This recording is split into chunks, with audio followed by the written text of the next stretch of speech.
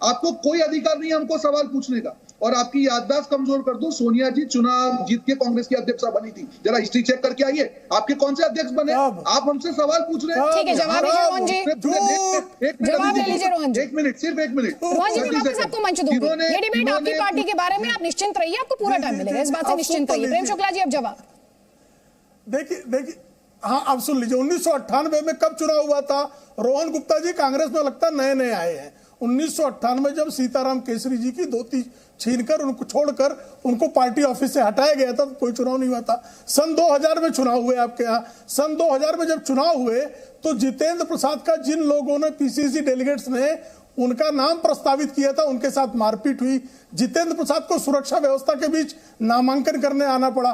उसके बाद जितेंद्र प्रसाद का राजनीतिक करियर चौपट हो गया, वो नहीं हो पाया। और मुझे कृपा करके बताइए ना, 2017 में राहुल गांधी के को जब आपने अध्यक्ष बनाया तो कौन था आपके यहाँ भाई निर्वाचक?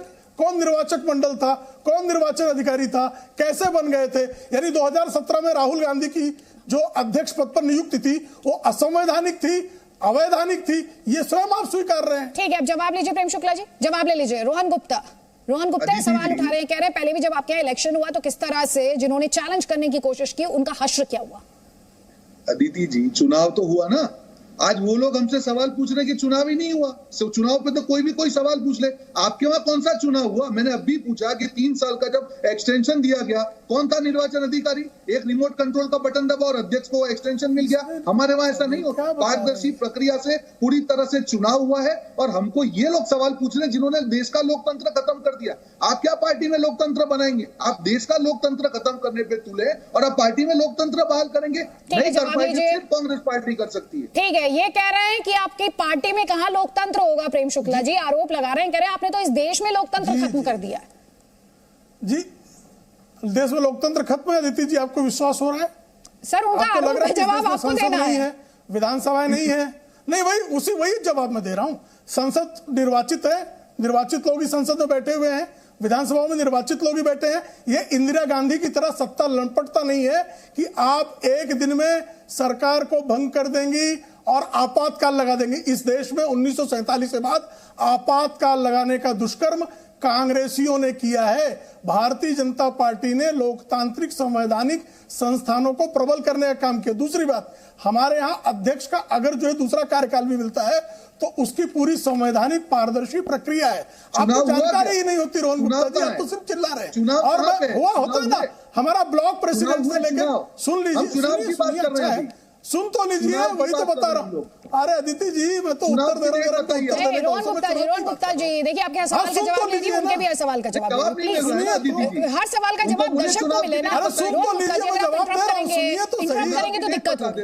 आप जवाब ले लीजिए, फिर आप सवाल कर लीजिएगा। आपको बहस करने के लिए ही बुलाया है, बहस के लिए बुलाया, निश्चिंत रहिए आप। उनका जवाब ले लीजिए प्रेम शुक्ला जी। अदिति जी, हर 3 वर्ष बाद हमारे वहां ब्लॉक प्रेसिडेंट से हमारे यहाँ जो है मंडल अध्यक्ष, जिला अध्यक्ष, प्रदेश अध्यक्ष के चुनाव होते। जब आधे से अधिक प्रदेश अध्यक्ष चुन लिए जाते हैं तो हमारे राष्ट्रीय अध्यक्ष की निर्वाचन की प्रक्रिया प्रारंभ होती है।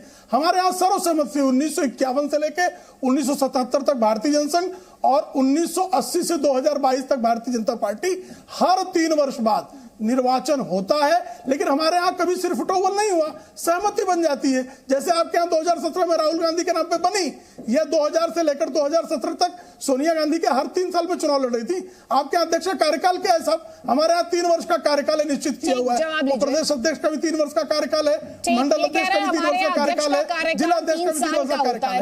आपका कितने दिन का है? आपके यहाँ दशकों तक गांधी फैमिली रूल करती है, इस पर सवाल उठा रहे हैं वो। देखिए उन्होंने जो जवाब दिया उसी में मेरा सवाल छिपा हुआ है कि आप जब बात कर रहे हैं कि आपके वहां पे सर्वसम्मति से चुन लिया जाता है, तो कांग्रेस पार्टी में भी हुआ है। पर कौन सी एक पार्टी है अदिति जी कि जहां पे 6 बार चुनाव हुआ है, वो सिर्फ और सिर्फ कांग्रेस पार्टी है। बीजेपी में एक बार भी चुनाव नहीं हुआ है। ये एक हकीकत है जिसको बीजेपी का कोई भी प्रवक्ता झूठ के जरिए झुठला नहीं सकता है। एक हकीकत है कि बीजेपी में एक बार भी चुनाव नहीं हुआ है। प्रेम शुक्ला जी की बात पूरी हो जाने दीजिए, वापस मैं आपको मंच दूंगी। मैं बीच में मत बोलिए ना, मेरी बात को खत्म कर दीजिए। अदिति जी सिंपल है, अब जब चुनाव की बात करते हैं, आंतरिक लोकतंत्र की हम लोग बात कर रहे हैं, आंतरिक अगर लोकतंत्र की बात करते हैं तो सिर्फ कांग्रेस पार्टी है जिसने दिखा दिया कि हम चुनाव कर सकते हैं, और जो भी कांग्रेस का कार्यकर्ता, जो भी नेता चाहे कि कांग्रेस का अध्यक्ष बना, अपना नॉमिनेशन फाइल करे, चुनाव करे और चुनाव में पार्टिसिपेट करके जिसको वोट मिलेंगे जीतेंगे। कहां पे है? आप कैसे पारदर्शिता की बात कर रहे हैं? कौन से अध्यक्ष का चुनाव हुआ है? प्रदेश अध्यक्ष का। मैं गुजरात से हूं, यहाँ पे तो कोई नॉमिनेशन नहीं हुआ। हर चीज अगर सर्वसम्मति से है तो लोकतंत्र की हत्या ही है। आपको लगता है कि सिर्फ एक आदमी का ओपिनियन पूरे देश के ऊपर थोप दिया जाए, वो पार्टी है और उसको सर्वसम्मति का नाम दिया जाए, पार्टी हो या देश हो, उसको हम लोग लोकतंत्र नहीं बोल सकते। और यही आपका तरीका था जिसने नोटबंदी को देश में थोप दिया, जीएसटी को थोप बात में जाएंगे। अभी जो पार्टी का जिस तरह से फंक्शनिंग होती है, पार्टी प्रेसिडेंट है, उस पर आएंगे। प्लीज, मैं इस मुद्दे पर रहना चाहती हूँ। जवाब ले लीजिए। प्रेम शुक्ला जी ये कह रहे हैं कि आपका ये दावा कि 3 साल में आप चुनाव करवाते हैं, ये दावा गलत है। वो से चैलेंज कर रहे हैं रोहन गुप्ता, और वो ये कह रहे हैं दूसरी बात, पारदर्शिता को वो कह रहे हैं पारदर्शिता नहीं है आपकी पार्टी में।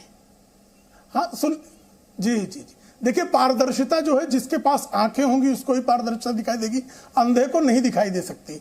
हर 3 साल बाद निर्वाचन आयोग को बाकायदा हम अपने निर्वाचन करा के रिपोर्ट भेजते हैं। अगर सर्वसहमति को कहते हैं तानाशाही है, तो भाई ये श्रीमती सोनिया गांधी और मानो परिवार ही तानाशाही का नया अर्थ निकाल रहा होगा। हमने कहा मंडल स्तर के मंडल अध्यक्ष निर्वाचित होता है। अब मैं इनसे पूछ रहा हूं कि आपका पीसीसी डेलीगेट, जिसने अभी आपका जो वोटर कॉलेजियम था, आप मुझे बताइए निर्वाचक मंडल जो है वो कैसे निर्वाचित हुआ? तो रोहन गुप्ता के पास जवाब नहीं है। मैं तो आपको बता रहा हूं ना कि हमारा निर्वाचक मंडल जो होता है अध्यक्ष का, वो प्रदेश अध्यक्ष होते हैं और सर्वसम्मति से होता है। प्रदेश अध्यक्ष कैसे चुना जाता है? जिला अध्यक्ष चुनते हैं। जिला अध्यक्ष कैसे चुना जाता है? मंडल अध्यक्ष चुने जाते हैं। मंडल अध्यक्ष उसका निर्वाचन है। अगर हमारे यहाँ 3 त्रिस्तरीय चुनाव सतत होते हैं और उसका बाकायदा रिपोर्ट इलेक्शन कमीशन को जाती है। रोहन गुप्ता जी जो है निर्वाचन आयोग की प्रक्रिया भी पढ़कर आई है, अपने पार्टी का भी संविधान पढ़िए। ठीक है, जवाब सुनिए। हमारे पार्टी का भी संविधान ये पूछ रहे हैं रोहन गुप्ता, तो आपके मन से किसी प्रकार का जो संकट, ठीक है सर, आप ही का सवाल का जवाब दो। आप ही के सवाल का रोहन गुप्ता ये कह रहे हैं आपके यहाँ निर्वाचन कैसे होता है? देखिए, मुझे जो सवाल पूछा मैंने अभी जवाब दिया। हमारे वहां पे चुनाव की तारीख थी, ठीक है, तब कल वोट डाले गए, परसों आपको मालूम है पूरे देश ने नहीं, वो निर्वाचक मंडल की बात कर रहे हैं। वो ये कह रहे हैं कि पार्टी में जो आपके हाईएस्ट डिसीजन मेकिंग बॉडीज हैं वहां पर कैसे चुनाव होता है, चयन कैसे होता है, वो उसे क्वेश्चन कर रहे हैं। देखिए, अभी जैसे जो चुनाव हुए उसमें जिला प्रमुख से लेके तालुका ब्लॉक प्रेसिडेंट के ऊपर जिला प्रेसिडेंट के ऊपर पीसीसी प्रेसिडेंट, डीसीसी डेलीगेट, ये सबका चुनाव हुआ है। और जैसे प्रेम शुक्ला जी ने कहा, आप जाके देख लीजिए चुनाव आयोग के वहां पे कांग्रेस पार्टी ने पूरा रिपोर्ट सबमिट किया है। और उसके बाद अध्यक्ष का चुनाव हुआ है, जिसमें हर स्टेट से जो डेलीगेट्स है, करीब 9000 के करीब डेलीगेट थे, उन्होंने अपने बाकायदा अपना वोट डाला, चुन के आए। अब मेरा सवाल उनसे ये है, उन्होंने कहा कि हमारे वहां चुनाव होता है तो देश को दिखता क्यों नहीं? ये आपके विकास की तरह है कि नहीं दिखता है देश को? उन्होंने सर्वसम्मति की बात की थी, उन्होंने सर्वसम्मति की बात की थी रोहन गुप्ता, उन्होंने सर्वसम्मति की बात की थी। सर्वसम्मति में फिर चुनाव नहीं। देखिए, मैं आपको यही कहना चाह रहा हूं, आप बोल रहे हैं सर्वसम्मति से होता, चुनाव की प्रक्रिया तो डिक्लेयर कीजिए ना। अगर सर्वसम्मति होगी, अगर एक ही नॉमिनेशन आएगा, आपने चुनाव घोषित कर दिए, आपको लगता है कि सिर्फ एक ही व्यक्ति ने नॉमिनेशन किया है, तो फिर इसका मतलब है कि वो सर्वसम्मति से आप इसमें जवाब लीजिए। ये कह रहे हैं सर्वसम्मति से, ठीक है, चुनाव की प्रक्रिया तो डिक्लेयर कीजिए। प्रेम शुक्ला जी, उनका सवाल ये है। आप देखिए, आप मुझे बताइए ना, जब इनके यहाँ सर्वसम्मति बनती तो इनके यहाँ चुनाव प्रक्रिया डिक्लेयर होती है? यह तो बेसिक है। अब किसी को जो है अज्ञान पर ही कोई आमादा हो तो उसको कैसे सिखा सकते हैं? आप मुझे बताइए 2017 में कब डेट घोषित हुआ था? देखिए, फिर बीच में बोल रहे हैं भाई, ये अच्छा जवाब दे रहा हूँ मैं। जी अपनी बारी पर बोलिएगा सर, प्लीज बोलिएगा। आपको भी मैंने खूब टाइम दिया है, इनको भी खूब टाइम दिया, अभी 2 गेस्ट बैठे, लेकिन क्योंकि ये कांग्रेस पार्टी पर है तो प्लीज जवाब तो सुन लीजिए उनका, फिर आप दोबारा सवाल पूछ लीजिएगा। आप दोबारा सवाल पूछ लीजिएगा प्लीज। प्रेम शुक्ला जी, चिंता मत कीजिए, इस डिस्कशन में पूरे तरीके से सर्वसम्मति होती है जी, जब सर्वसम्मति होती है दीदी जी, तो चुनाव की तिथि घोषित करने की आवश्यकता ही नहीं है। जैसे 2017 में क्या राहुल गांधी के चुनाव की तिथि घोषित हुई थी, सर्वसम्मति बन गई थी। 2000 के बाद सोनिया गांधी बार अध्यक्ष बनी, चुनाव की तिथि घोषित हुई थी क्या? क्योंकि सर्वसम्मति बन गई। जब सर्वसम्मति नहीं बनती है और कोई 2 प्रत्याशी मैदान में है, जैसे यहां भी सिर्फ मल्लिकार्जुन खड़गे ने फॉर्म भरा, फॉर्म नहीं भरते तो क्या होता? चुनाव होता क्या? नहीं होता। तो हमारे यहाँ कभी भी विभाजन नहीं होता वैचारिक तौर पर। हमारी विचारधारा आधारित पार्टी है। कांग्रेस का 137 वर्षों में 37 टुकड़े हुए हैं जी।